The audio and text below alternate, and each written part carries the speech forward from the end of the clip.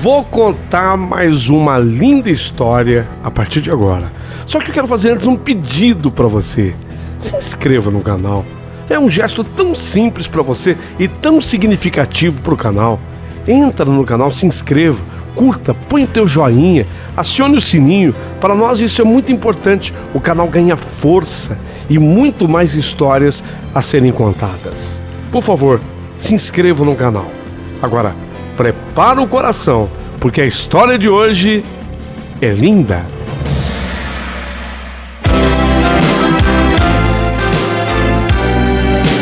Rádio Emoção.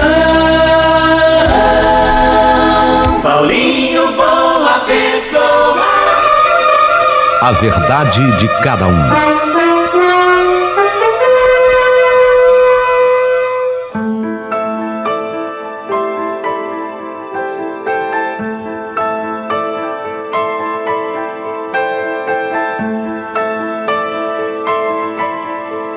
Meu querido amigo Paulinho Boa Pessoa, o meu nome é Célia. E hoje eu quero me reportar sobre o que aconteceu naquele dia entre mim e o Regis. Nós estávamos casados, não havia muito tempo não. O nosso casamento, pelo jeito, seria muito breve. Estávamos casados há apenas 3 anos. Foi quando nós tivemos desentendimentos, a gente começou a brigar demais. E a ideia partiu de mim. Eu acho que a mulher nessa hora é mais corajosa. Cheguei no Regis, conversei com ele e decidimos que era melhor a gente se separar. Apesar do pouco tempo de casamento, nós tínhamos comprado algumas coisas juntos. Olha, com 3 anos, nós adquirimos o apartamento que nós morávamos, havia meu carro, o carro dele, sem contar mobília e objetos de valor.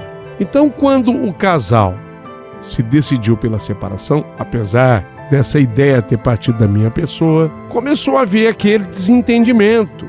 O Regis já achava que ele tinha que ficar com determinadas coisas, eu, do meu turno, achava que eu tinha que ficar com outras peças, com outras coisas que foram adquiridas. Eu dizia que eu que tinha pagado aquilo, eu tinha prova, eu tinha nota, eu tinha o débito da minha conta, eu tinha a conta do meu cartão, enfim, aquelas brigas, aquelas discussões que normalmente acabam ocorrendo nessa hora. Eu contratei uma advogada.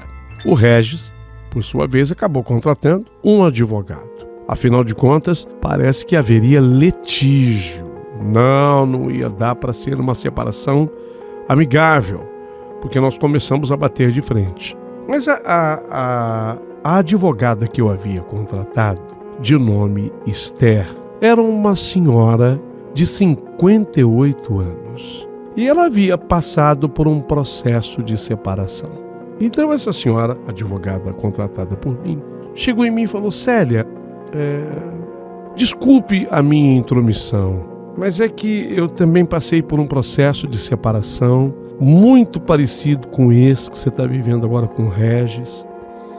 E eu e o meu ex-marido, a gente acabou se agredindo, nós tivemos brigas das quais eu prefiro esquecer. E depois que tudo passou, eu vi que aquilo não passava de uma bobagem, de uma besteira, que de repente pode ser comentada e discutida num encontro. Sabe, às vezes num encontro, sem a presença de advogados, talvez vocês pudessem se acertar, até porque vocês já estão separados.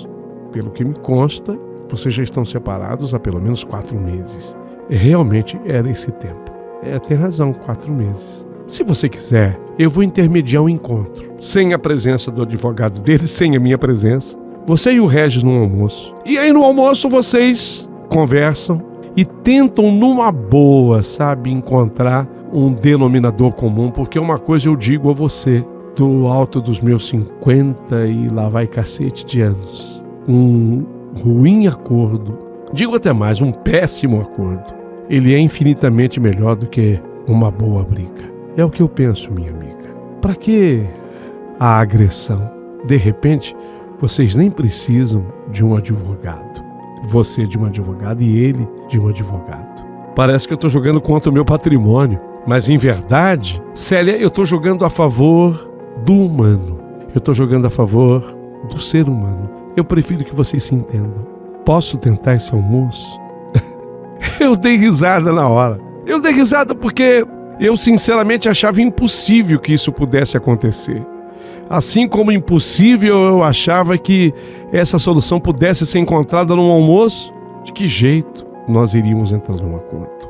Mas olha, eu nem imaginava que o almoço fosse possível. Mas não é que a dona Esther, a minha advogada do alto dos seus 58 anos e com a sua experiência de vida, conversou com o Regis com o seu jeitinho, depois conversou comigo com o seu jeitinho, porque ela teve que convencer os dois. E eis que, de repente, nós estávamos no Carvalho.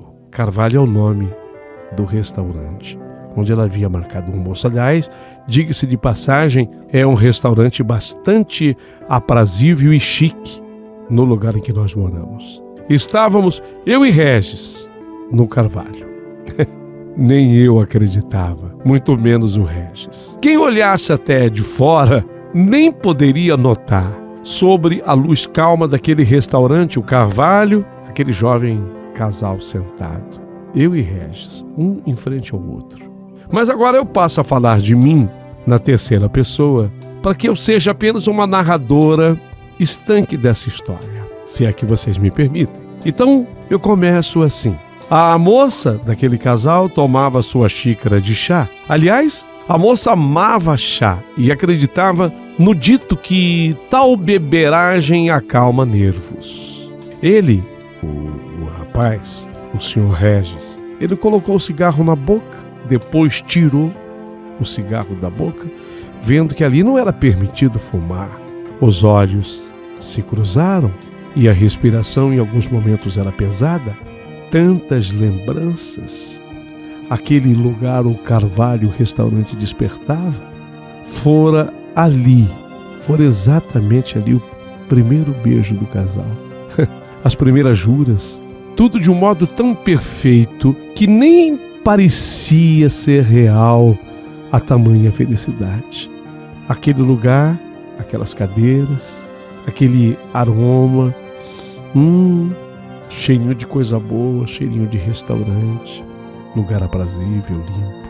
No local pairava um perfume suave de incenso, cheiro de canela, cheiro bom que abria o apetite dela e os instintos dele. Ela tentara reproduzir em seus jantares íntimos lá em casa aquele cheiro do restaurante Carvalho e nada de conseguir. Ela ficou sabendo que aquele restaurante se chamava Carvalho porque a mobília era feita em madeira de carvalho. Aí ela perguntou: nossa, essa madeira está em que lugar do Brasil? Foi quando o restaurante, o dono do restaurante, o senhor Arthur, ele respondeu: não, no Brasil não há carvalho. Trouxemos da Europa, veio de Portugal, do meu país, toda essa mobília e a madeira de lá. É mesmo? Ela ficou admirada, porque o Brasil, a partir do nome, aqui tudo é madeira. Ficou admirada. Ali naquele restaurante, o Carvalho, parecia tudo ser tão mágico. Quando pensou no fim, o restaurante brilhou na escuridão do seu inconsciente. Quando a advogada propôs aquele encontro para um almoço, ela também pensou: sim, é verdade, seria ali o fim do destino deles. Ali, cada um saíra seguindo a própria vida. Depois, casamento curto. Depois de 3 anos, pera um pouquinho, tem que somar-se a isso 2 anos e meio de namoro. Então, 5 anos e meio. Mas assim, dormindo juntos, um pouquinho mais de 3 anos. Porque, na verdade, os casais modernos não passam a dormir juntos, único e tão somente depois que se casam. 5 anos e meio partilhando de tudo. Tudo? Será que tudo? Ela, a moça do casal, sentia que havia metade dele que ainda não conhecia bem. Temia, sempre temia. Às vezes, tinha consigo a nítida impressão de conversar com um mero colega de infância, algo assim. Os olhos dele miravam o copo de uísque brincando com o gelo, ouvia aquele tilintar ansioso. Os reflexos dos dedos pareciam mexer com a sua cabeça. Pareciam querer dizer coisas que não se materializavam naquele momento. Com a outra mão, ele tirava uma mecha negra de cabelo dos olhos, a franja crescera. Aquele cabelo negro dele e brilhante sempre a impressionou. O fato dele ter cabelos perfeitos e nunca cuidar, que coisa, maldita beleza. Tudo nele era cintilante. Ela perdera tempo querendo estar à altura daquela beleza natural que nele era tão fácil. Ele sorria numa facilidade que somente igualava com as lágrimas que ela derramava. Não contabilizou, mas acredita-se que um lago de tamanho razoável, suas lágrimas por ele poderiam se juntassem. Naquele momento, seus olhos começaram a molhar, porém ela consegue não despejar, mas os olhos ficaram úmidos. A conversa sai num esforço de parto, com dores que ninguém poderia sentir igual. Nenhum parto é igual, nenhuma dor é a mesma, nem mesmo o fruto que sai é o mesmo. E ali puderam notar que num instante não eram eles mesmos, ou eram, mas não se sentiam. A cadeira está dura e uma corrente de ar percorre os dois, corta-os no meio como faca. Ele treme, mas ignora. Quando ele sentiu aquele frio de tremer, ele lembrou que a mãe, que era supersticiosa, dizia que tal sentimento, quando a pessoa sente aquele frio na espinha, era provocado pela presença da morte que passou por ali, e se deve dizer: passa a morte que eu estou forte.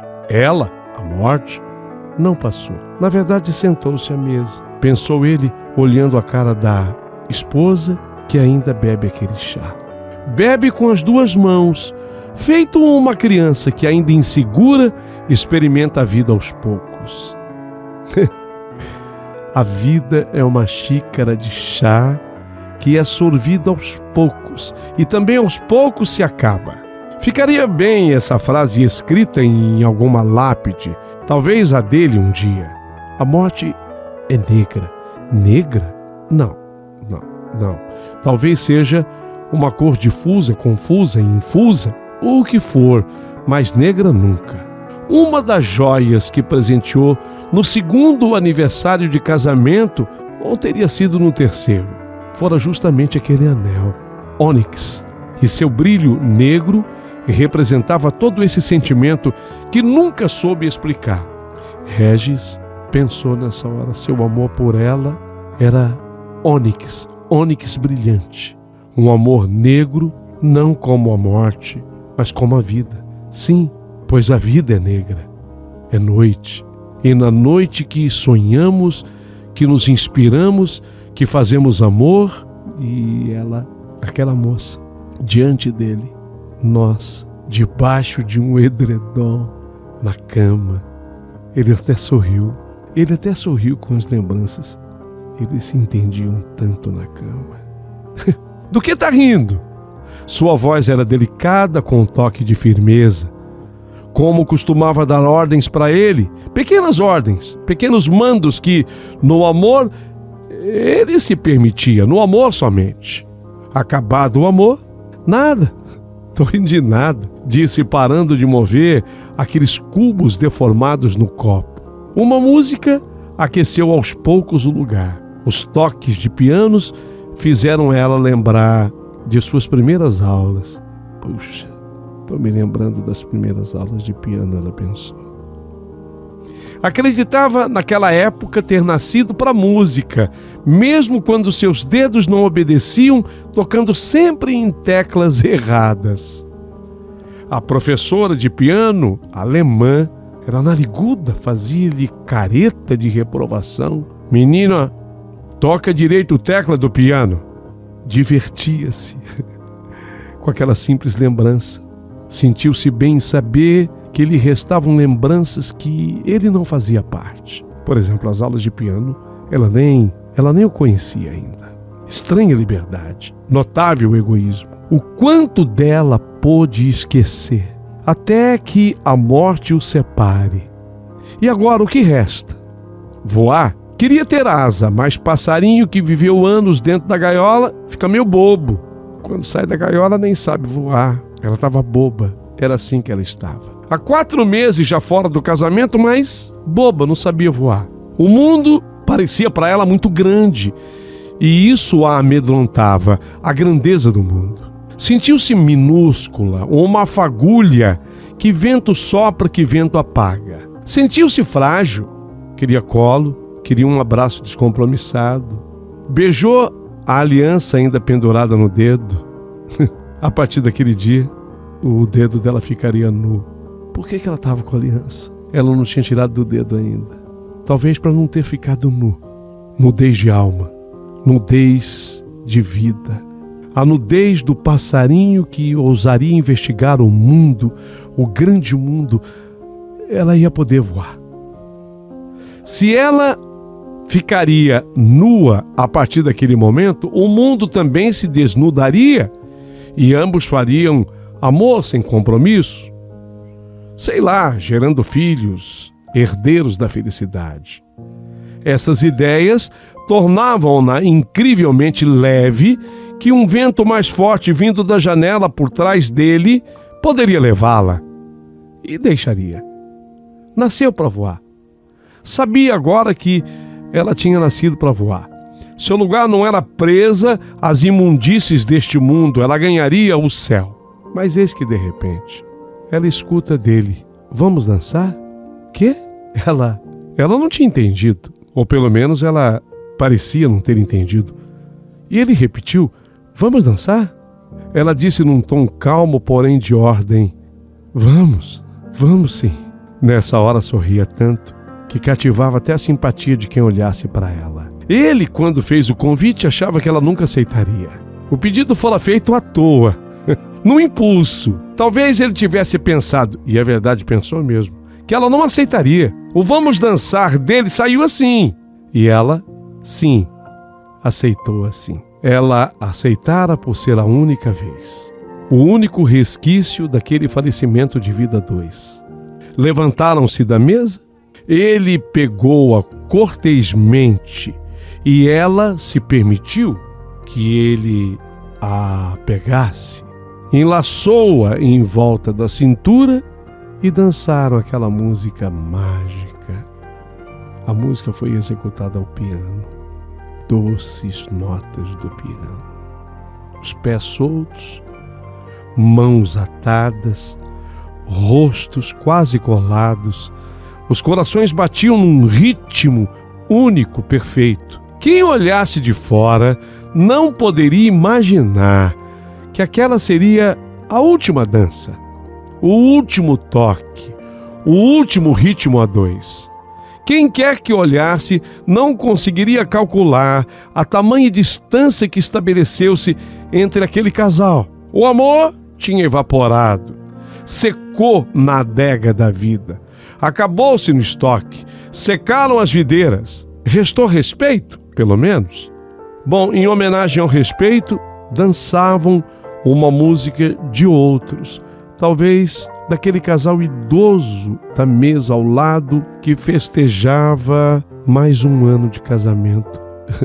Aquele casal já tinha passado de bodas de ouro e eles 3 anos juntos. Bodas de quê? Talvez seja até um sacrilégio a dança deles numa música que não era e nem nunca foi deles. A música parou e a última areia escorreu dentro da ampulheta. O tempo acabou, assim como a dança. Ele a conduziu de volta para a mesa e ela deu toda a pinta de que iria se sentar. Mas parou. Quando ela parou, ele entendeu que talvez ela quisesse que ele puxasse a cadeira para ela, mas ele nunca foi cavalheiro a esse ponto. Quer dizer, a não ser lá no comecinho do namoro, mas há tanto tempo ele não fazia isso.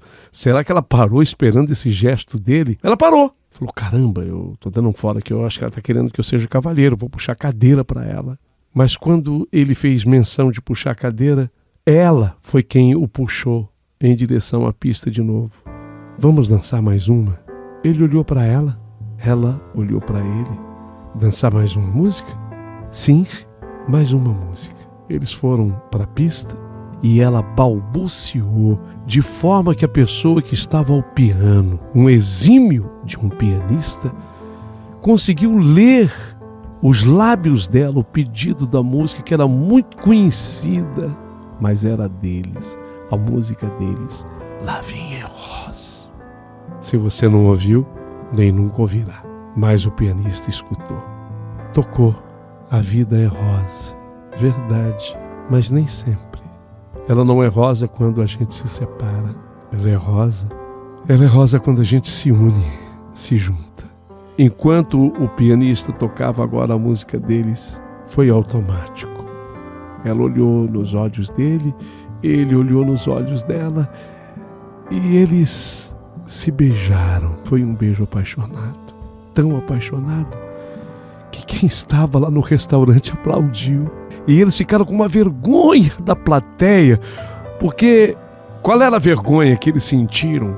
Eles teriam que decepcionar essa plateia dizendo: vocês estão aplaudindo à toa, a gente está se separando. Mas ficaram com medo da vaia, porque a plateia tinha uma outra expectativa daquele casal. E a plateia ali representava a própria vida. A própria vida. La Vie en Rose terminou, mas a vida rosa daquele casal não. Eles voltaram desta vez rindo para a mesa, devido ao aplauso recebido, e resolveram conversar. Mas não sobre a partilha dos bens. Resolveram conversar sobre os erros cometidos e viram que os erros eram tão pequenos que por uma bobagem eles estavam se separando. E o casal resolveu que não iria se separar mais.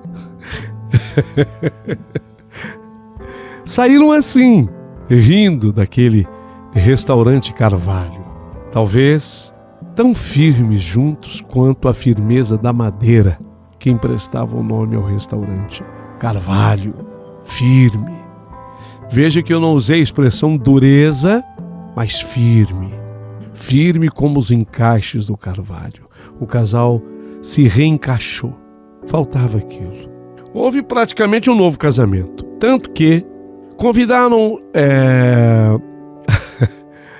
a advogada. Convidaram a advogada para que ela fosse a madrinha deles de novo. Ela, uma senhora no alto dos seus 58 anos, acabou sendo a madrinha deles com um irmão do noivo mais velho. Seria perfeito se ainda tivesse dado certo o irmão do noivo com a advogada, mas não foi isso que aconteceu, até porque o irmão do noivo também era casado, já. Mas deu tão certo na vida daquele casal, que na verdade aquele dia o casal, aí sim, se juntou para valer. Não tinham filhos até o 3º ano de casamento, e a partir dali tiveram 3. E aquele casal do restaurante Carvalho, que se reaproximou naquele dia, acabou um dia se sentando no outro restaurante, porque aquele já havia fechado, para comemorar bodas de prata. 25 anos juntos. Puxa vida, essa vida é pródiga em milagres, hein? Ela diz assim, a Célia, isso aqui foi um milagre da santa advogada. E ele, Regis, ri e acredita. E ele acaba dizendo no seu comentário, quase, Célia, que a gente se perdeu no meio desse caminho. Quantos casais? Quantos estão agora ouvindo este meu relato e que não tiveram uma advogada dessas em sua vida? Que não tiveram um restaurante Carvalho? Que não tiveram o som de um piano bem tocado? Que não tiveram a chance de dançar pela última vez? Às vezes, quando a gente se levanta da mesa para dançar pela última vez, a gente nem está imaginando de que aquela é apenas a primeira dança feita com amor de verdade, com amor que une e nunca separa. Essa era a história que eu tinha para contar. O milagre o milagre da minha advogada. Lamentavelmente, dia desses eu estive no velório dela e ninguém imaginou o tamanho da minha emoção. Por que era? Alguém perguntou, é parente? E eu acabei respondendo para a pessoa, porque eu tinha escutado, eu falei, sou muito mais do que parente. Para mim é como se ela fosse a minha própria mãe, porque ela salvou o meu casamento. Você gostou da minha história? Como eu gostaria que você comentasse. A partir de agora, mande o seu comentário, porque eu gostaria muito de saber o que você pensa a respeito disso tudo.